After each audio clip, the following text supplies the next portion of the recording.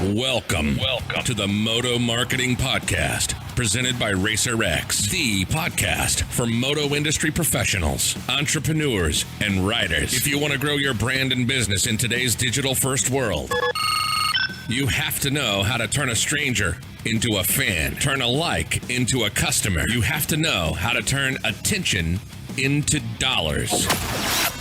This podcast is dedicated to keeping you in the know on real marketing tactics that work in the moto world so that you grow your business and help grow the sport. Get ready to learn from the very same marketing experts trusted by RacerX, Lucas Oil Pro Motocross, GNCC, and NBC Sports. They'll help you navigate the world of digital marketing for your moto brand.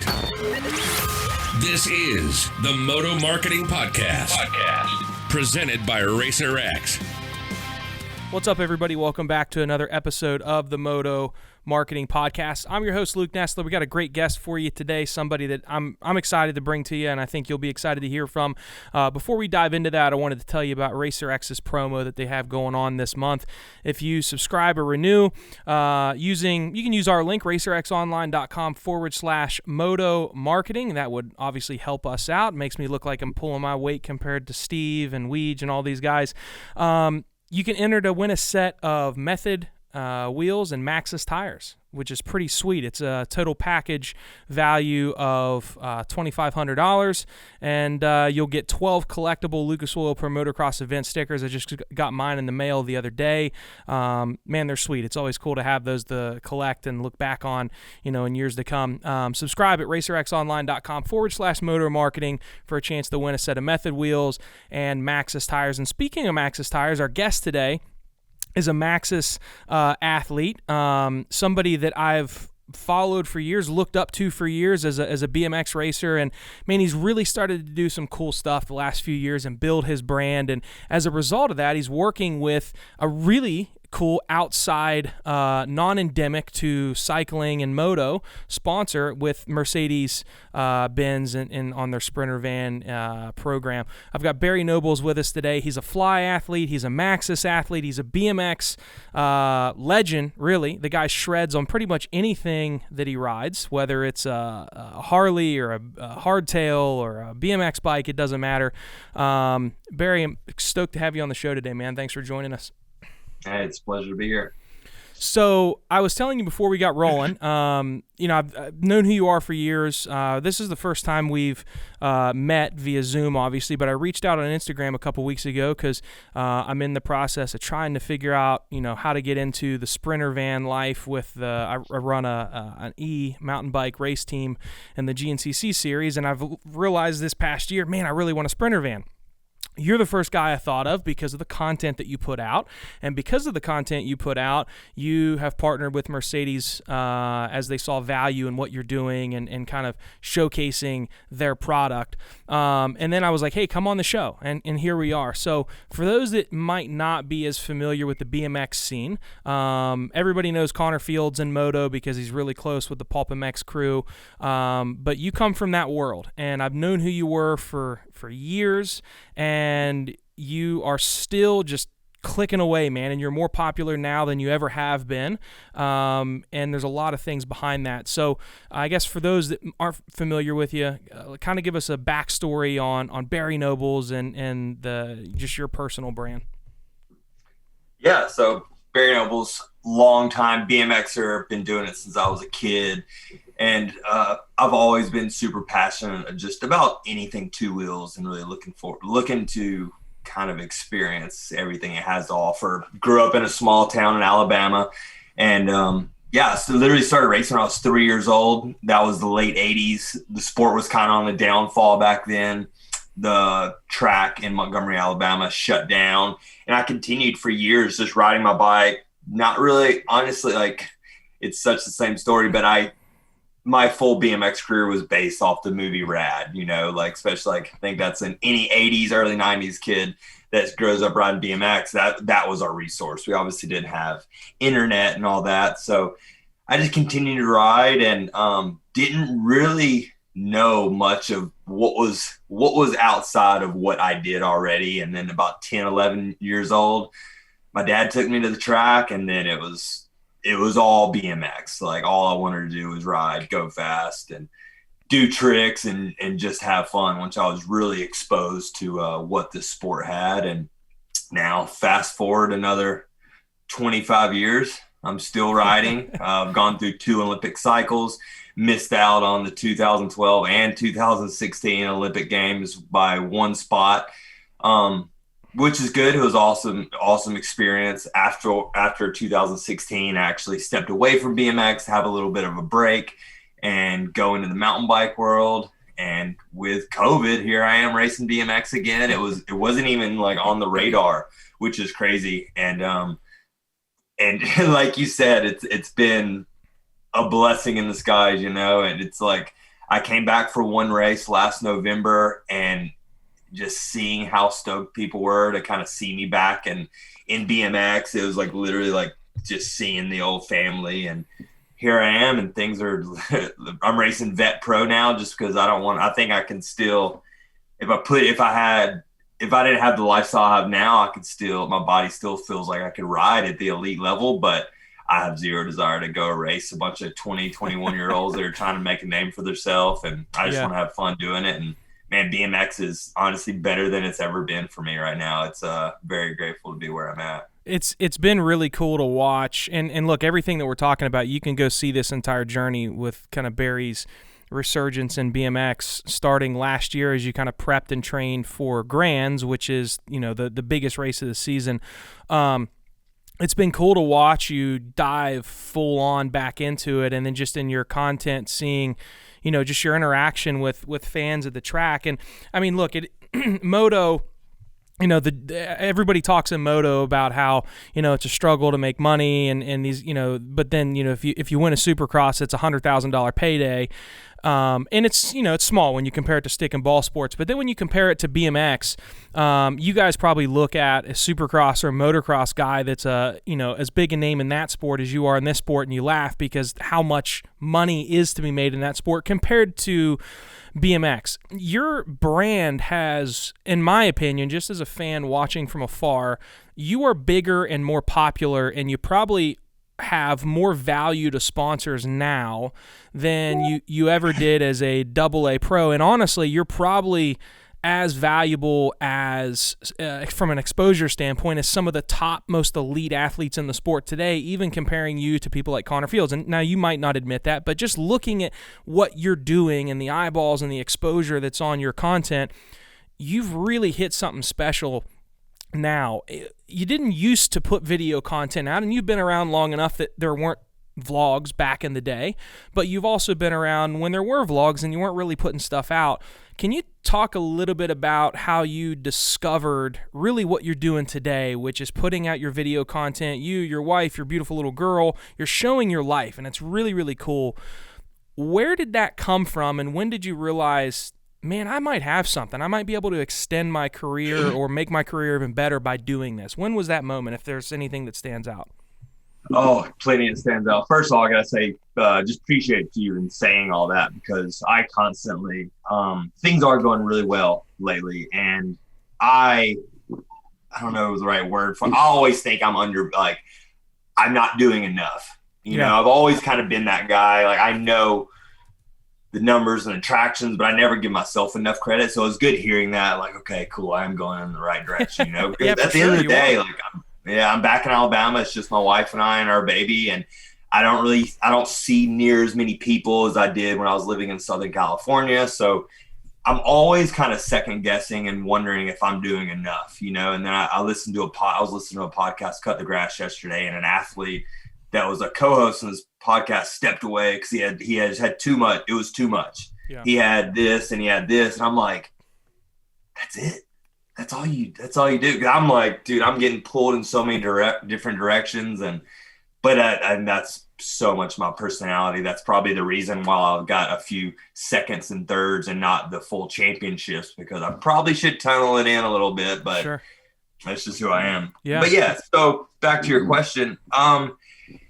You know, I've actually been I've always loved the content, even MySpace days before we actually had websites. When I was an amateur, I loved being able to share my content, but we never had a platform. Back then, I have photo albums, like I would go and take photos with a disposable camera on my trails in the backyard just to have them printed just for my friends to see. And I look back now and remember all those memories, how I always loved to share content, but I was always like one step behind, like every time a platform took off, I was on the last platform.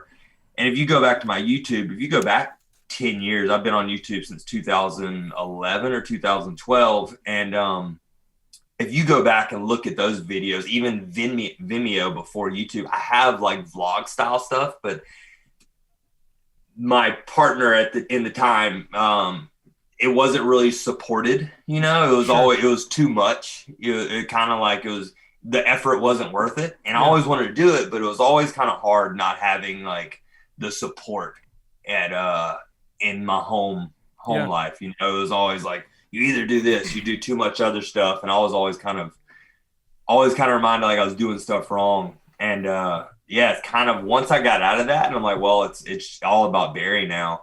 And I just started doing more content, and I look back now and say, holy cow, over the last 2 years, a lot has changed. And I was looking to get out of California for a couple years and finally have an opportunity to get out. And I was like, I'm going to go back. I want to go back to the South, or at least on the East Coast, and ended up being back in Alabama. And it's just like super organically just really taken off. And it's just been like, okay, now like I don't have someone telling me not to do this. So let's just go for it and just do content, and like, let's try to do one a week. And now we're in August of 2021, and I've managed to put out one video a week, which is hard. I'm sure, it's like you spend a day filming, you spend a day editing, and then throw a baby in the mix of it and like holding down a family by yourself. It's like, my wife's stay-at-home mom now, which is exactly the life I want. I want her to be able to be here for our child all the time. I don't want to have to put her in daycare. I'm here every day with them. It's awful. It's awesome, but it's a lot of work. And just to do one video a week is pretty gnarly, but man, it's taken off. But in my eyes, I see all these other channels. I'm like, why is mine moving so slow? So I think that's just it's just natural to think that way. Like your thing is never growing as quick as you want most of the time. I feel that way with the show, with my business. Like, but then when you take a step back and you're like, man, look at this from like 3 years ago. You usually always can see it then. And man, it's interesting to hear you say that. And so I guess I'll use this example. Like I own a electric e-mountain bike race team. We compete in the GNCC series, and part of what we do for our sponsors is we create video content. We have a video series that showcases, there's 8-9 riders on our team, and my video producer, Josh, who puts these shows together, when he's not at those races, I'm having to do more of a vlog style video to give him the footage. I'm not even editing it.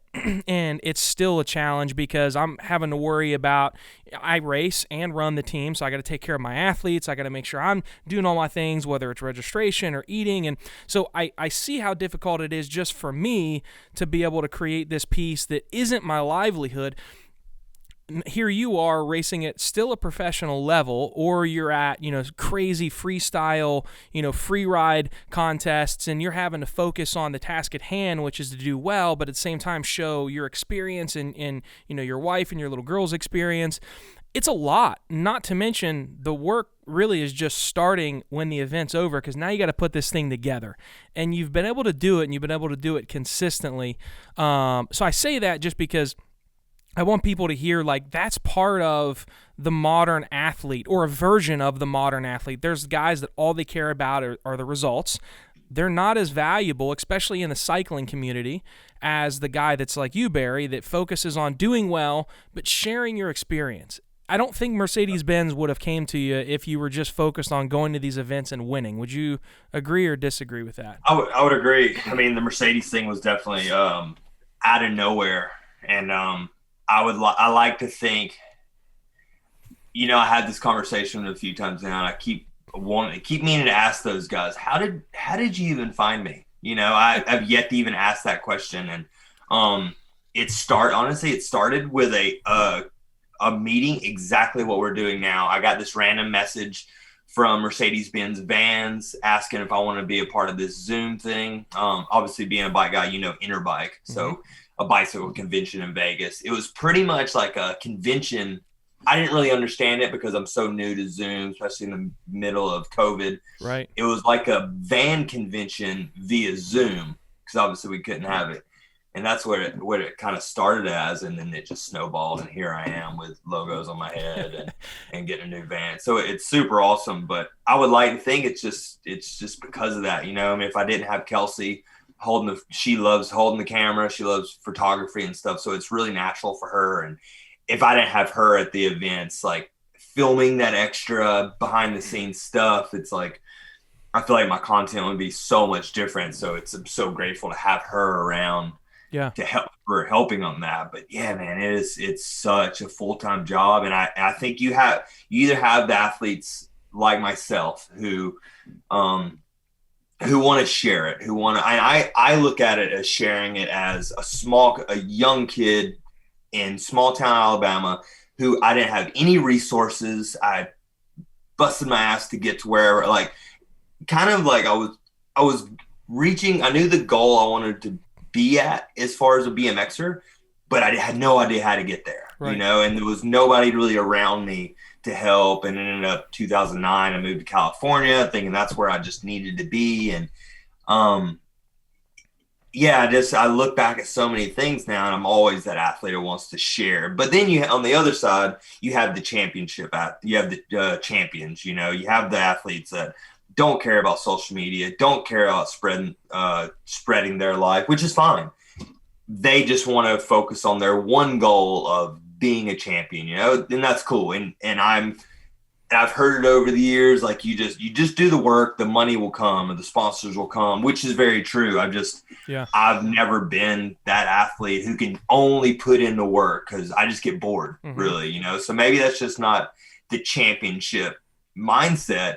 But here I am, 35, still making a career out of BMX, which doesn't pay well. I'm definitely not wealthy and well off, but I get my bills paid. Yeah. I'm happy as can be, and I got a family that I can support. And you've kind of designed it's like lifestyle by design. Like you're able to continue to live a life that is important to you. Like I remember when I first started my business, the things I thought I wanted, I didn't want. Like, I followed big business influencers, and things that they talked about were, $40,000 watches and jets and cars. And I thought I wanted that. And then I realized, man, what's important to me are my bikes. And now I've got a house that, kind of inspired by you and your content. Like I'm able to afford to rent like a skid steer, and I've built jumps in my backyard, like the things that people wouldn't care about. That's what's important to me. Yeah. And you've built that lifestyle for yourself to where you've got a compound, like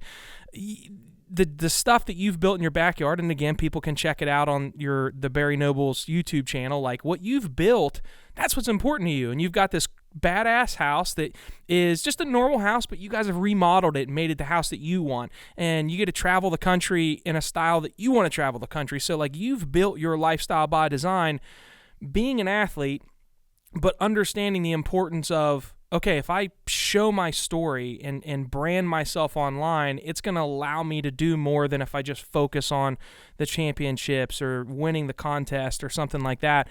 I think that's the modern athlete. Like, I think people need to wrap their heads, like young BMXers or young motocross athletes, I believe they need to start wrapping their head around, okay, how do I perform on the track, but also build value, like treat myself as a business, like build my brand, whether it be TikTok or YouTube or Instagram, whatever the platform is, because you're showing, somebody in their 30s that's in what people would consider the old guy class, which I watch more than the elite level athletes now. Like you're doing better now than you probably were at your prime, as far as from people knowing who you are.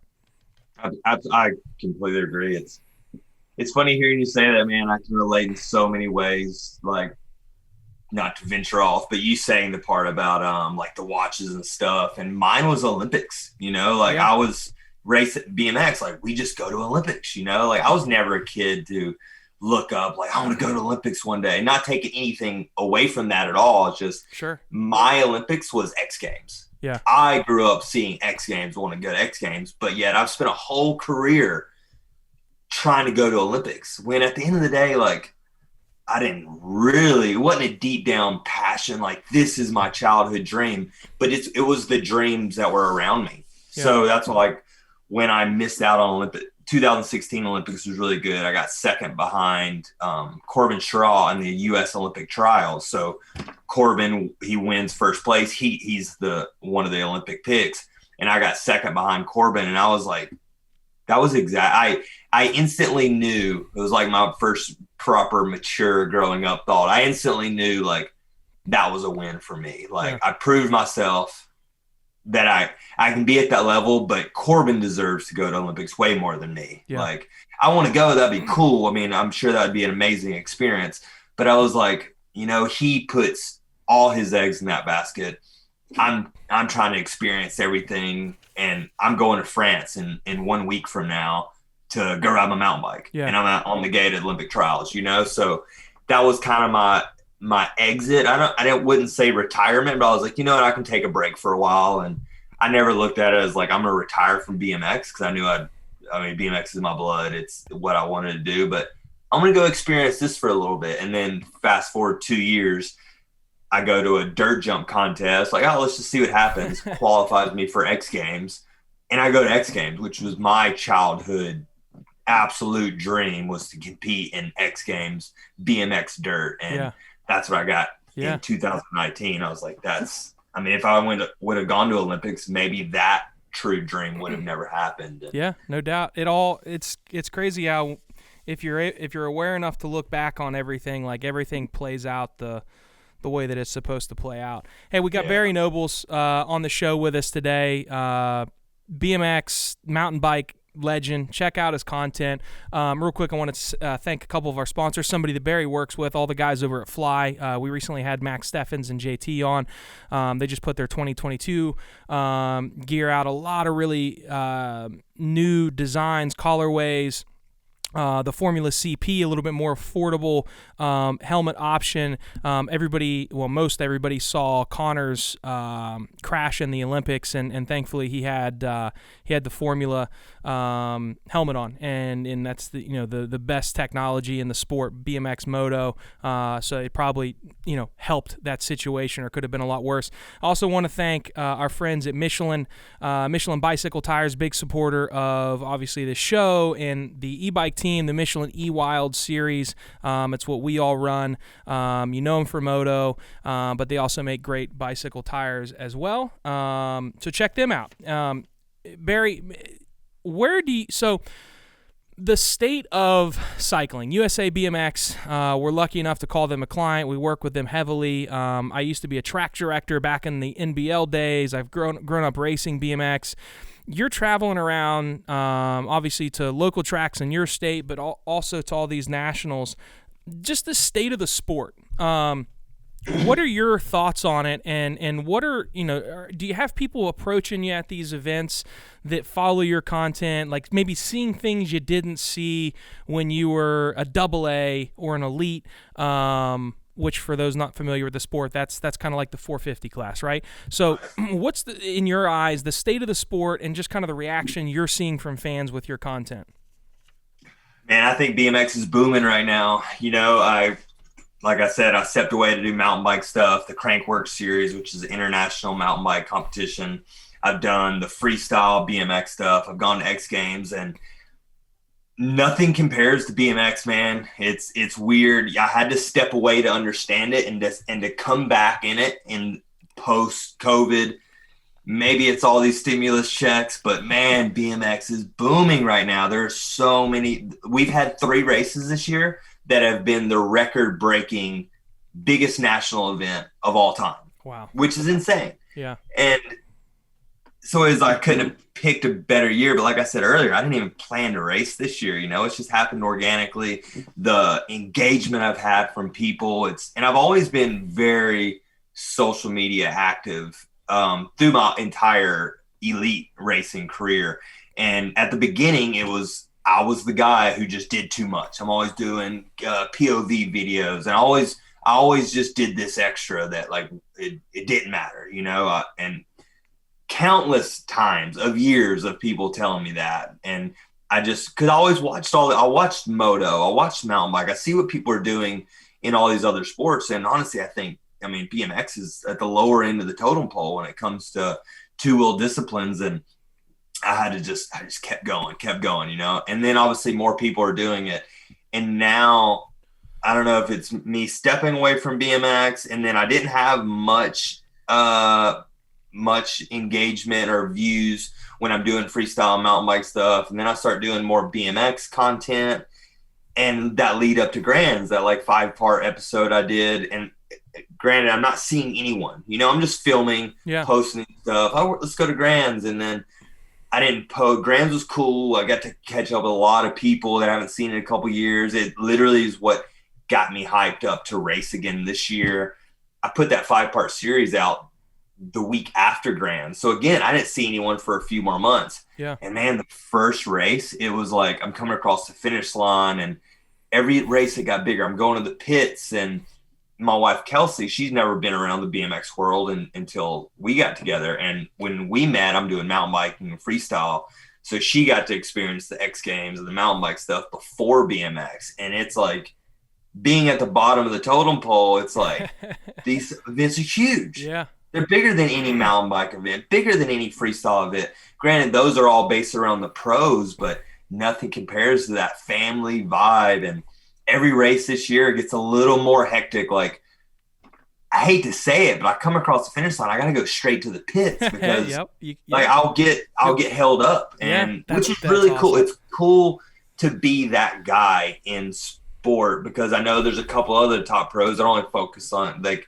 they're active, but they don't only focus on winning. They'll go to their tent and they block themselves out, and like you can't get to them, which I think is a plus as well, because you go to a motocross event, you can't go just sit with Ken Roxon and walk in his tent. Like, I mean, there's a lot of freedom with BMX. Like, kids and parents do just walk right in your pits, like they hang out. But I look at that in a way of they just feel a little more connected to me.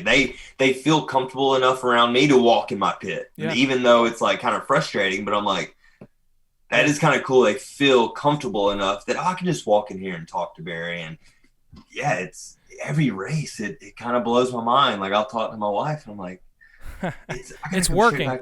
It is. It's reminding me that it is working. And like, I look at the views. I'm like, I'm not getting that many views, but the views I'm getting are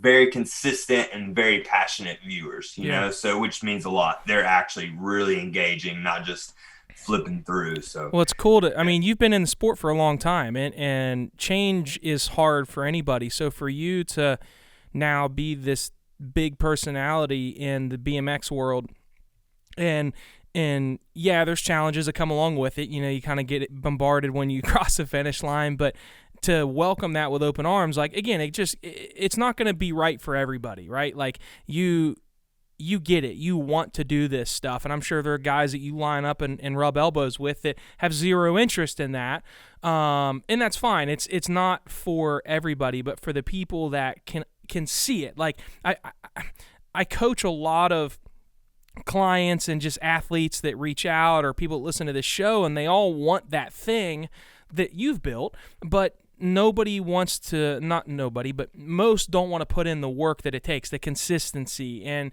if you do get there, understanding that, hey, you got to be personable. Like, you can't be fake on camera, and then when somebody comes up to you, not give them the time of day. Like, it is part of the job just as much as it is to, thank the sponsors on the podium or to tag them in an Instagram post. Like, it's part of the job to put up with editing and filming, and thankfully you've got a supportive wife that helps with that. But then part of the job is also having people walk right into your pits. But it's cool that you can kind of see both sides. Like, man, it's challenging, but at the same time, like I'm really appreciative of it. Where I'm located is Morgantown, West Virginia. It's where Racer X is at. Just to give you really good context, it's about an hour and 15 minutes from South Park.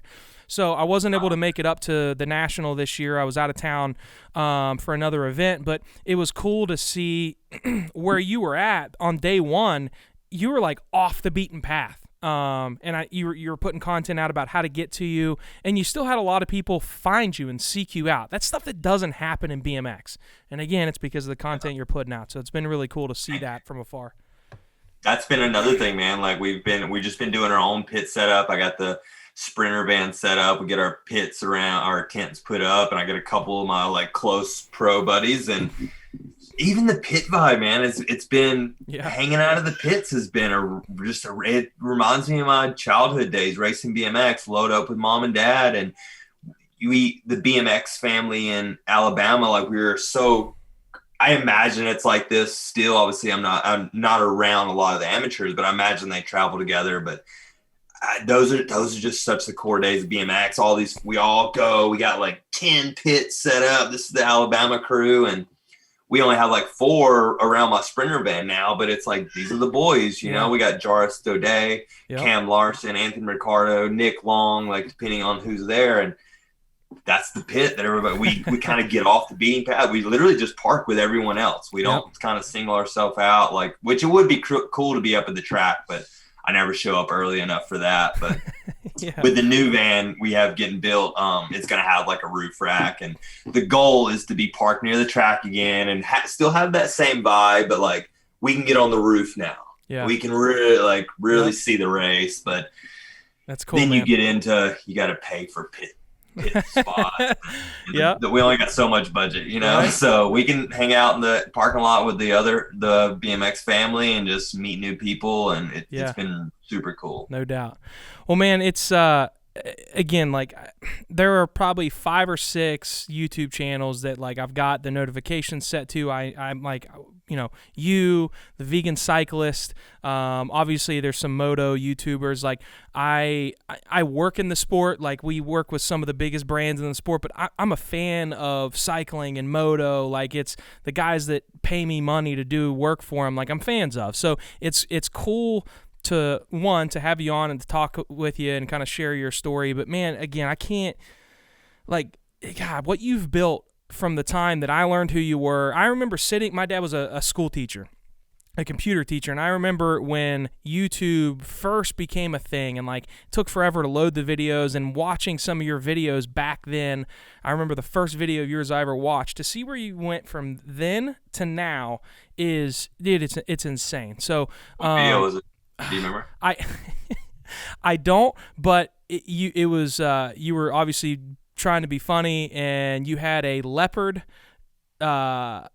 like man thong on, and you answered a door. No way. Do you remember that video? That far back. Yeah, holy dude. cow. Yeah. You were just a young punk kid. Like I've seen your content forever, so somebody to see that and what it's grown into now, and you got a family and stuff, like it's really cool. So I can't encourage the person that needs to go watch your stuff, everybody, but the young people that listen to the show are in moto, so the young moto athlete or the dad of that young moto athlete need to go watch Barry's content, because you don't try too hard. Like you're just showing your life, and you can see how it's kind of evolved over the last 2-3 years. You can see, Barry's previous content when he was out west, and how it kind of went away for a little while, and then it came back, and it came back hard. Go back, do your research, and use what Barry's done as a model, because it is very, very cool, and he's doing it right. He's building a lifestyle by design because of his content and sharing that. So, Barry, before we let you go, tell us about the folks that support you. We talked about Mercedes-Benz. We talked about Fly.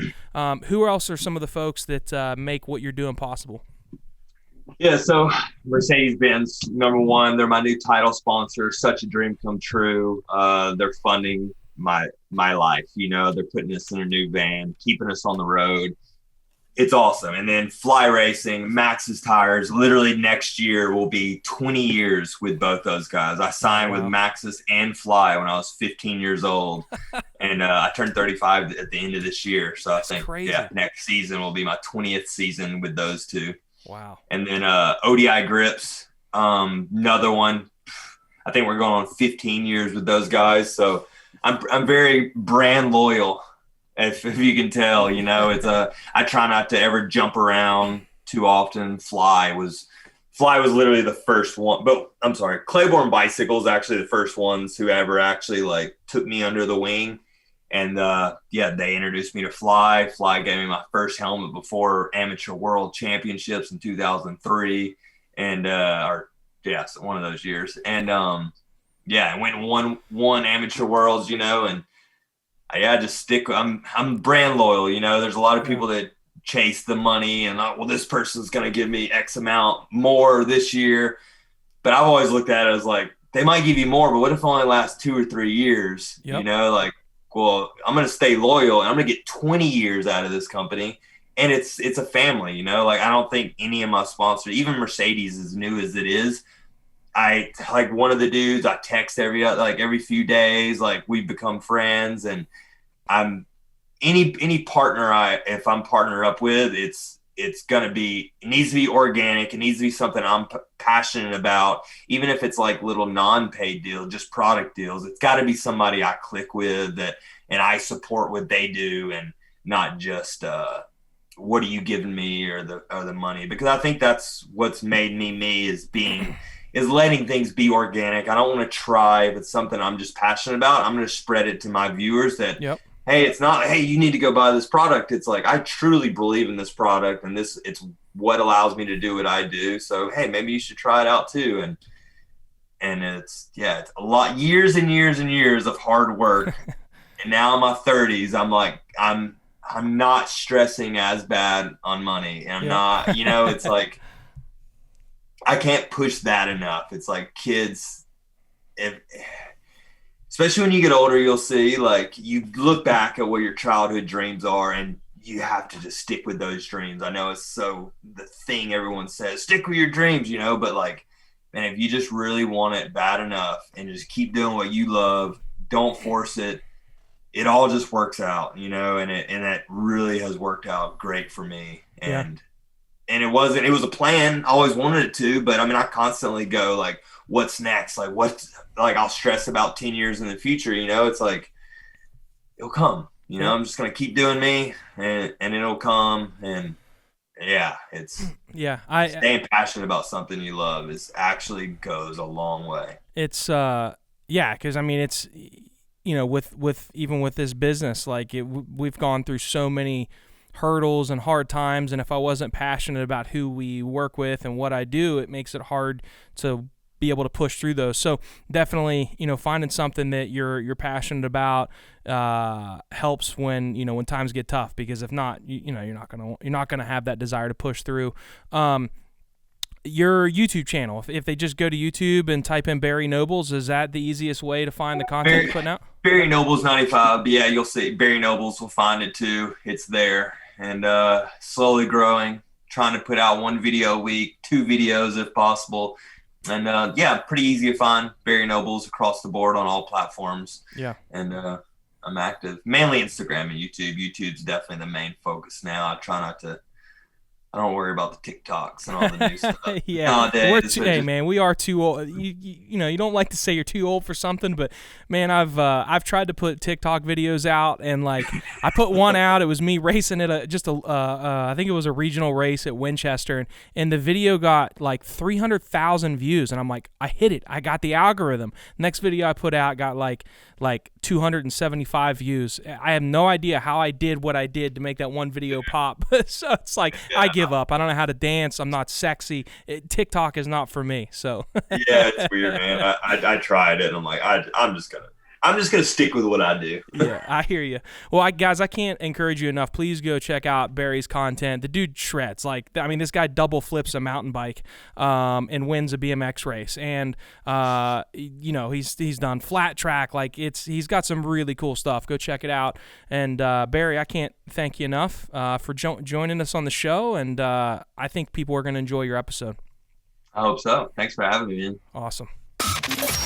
Thank you for listening to the Moto Marketing Podcast. If your goal is to get real, measurable results from your marketing that will grow your company revenue, then check out how Impact Media can get the same results that they have for Moto's most iconic brands by visiting thinkimpact.com. That's THINKIMPAKT.com. Have a marketing question that you want answered on the show? Send your questions to questions@motomarketingpodcast.com. Don't forget to rate, review, and subscribe to the podcast. And we'll catch you on the next episode of the Moto Marketing Podcast.